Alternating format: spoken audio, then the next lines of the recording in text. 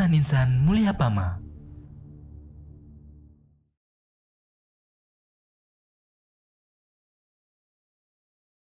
Assalamualaikum warahmatullahi wabarakatuh. Alhamdulillah, wassalatu wassalamu ala Rasulillah Muhammad ibn Abdillah wa ala alihi wa sahbihi wa mawala amma ba'd. Saudaraku kaum muslimin yang dirahmati oleh Allah Subhanahu wa taala, akidah yang benar haruslah didasari atas dasar dalil yang valid, yang sahih dari Al-Quran dan dari hadis yang sahih. Maka tidak bisa seseorang meyakini sesuatu tanpa dasar dari sandaran Al-Quran dan Sunnah. Jadi akidah itu tidak bisa disebut dengan akidah yang benar tanpa ada dalil dari Al-Quran dan Sunnah Nabi SAW yang sahih dari ijma'. Maka oleh karena itu, misal contoh, ketika kita mempelajari tentang iman kepada Allah Subhanahu wa taala, maka di dalamnya terdapat kita wajib meyakini pertama keberadaan Allah Subhanahu wa taala, bahwa Allah Subhanahu wa taala itu ada. Dan ini sebagai bantahan dan sanggahan kepada orang-orang yang mengingkari akan keberadaannya Allah atau keberadaan Tuhan. Yang kedua, kita wajib meyakini akan rububiyahnya Allah Subhanahu wa taala, bahwa Allah yang menciptakan, Allah yang memberi rizki, Allah yang mengatur alam raya ini. Dan banyak sekali di dalam Al-Quran ayat-ayat menjelaskan tentang hal ini. Alhamdulillahi Rabbil Alamin misalnya.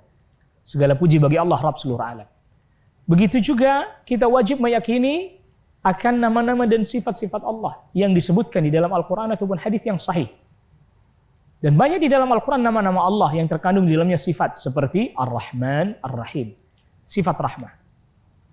Dan begitu seterusnya di dalam masalah mempelajari akidah, di dalam masalah kita meyakini sesuatu harus ada dasar pondasinya. Baik itu iman kepada Allah, iman kepada kitab-kitab. Kalau iman kepada kitab-kitab yang Allah turunkan, ada iman kepada malaikat misalnya, kita juga harus didasari atas dasar Al-Quran dan Sunnah. Bukan hanya sekedar cerita-cerita, dongeng-dongeng. Mereka makhluk Allah yang diciptakan dari cahaya sebagai sabda Nabi SAW. Mereka makhluk Allah yang tidak pernah menentang perintah Allah, yang selalu taat kepada Allah Rabbul Alamin. Dan seterusnya. Begitu juga iman kepada kitab. Kita wajib mengimani kitab-kitab terdahulu secara global. Tetapi kita wajib mengimani Al-Quran secara detail dan terperinci. Begitu juga nanti terkait dengan iman kepada para Rasul. Kita wajib mengimani mereka yang disebut namanya oleh Allah Subhanahu wa taala di dalam Al-Quran ataupun di dalam hadis yang sahih. Adapun yang tidak, maka kita wajib mengimaninya secara global saja. Iman kepada hari akhir.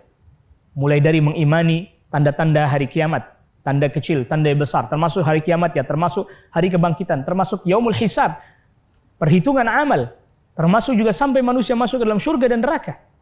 Dan yang terakhir iman kepada takdir, itu juga harus didasari atas dasar dalil dari Al-Quran dan Sunnah, ijma' dengan pemahaman yang benar dan sesuai dengan fitrah kita.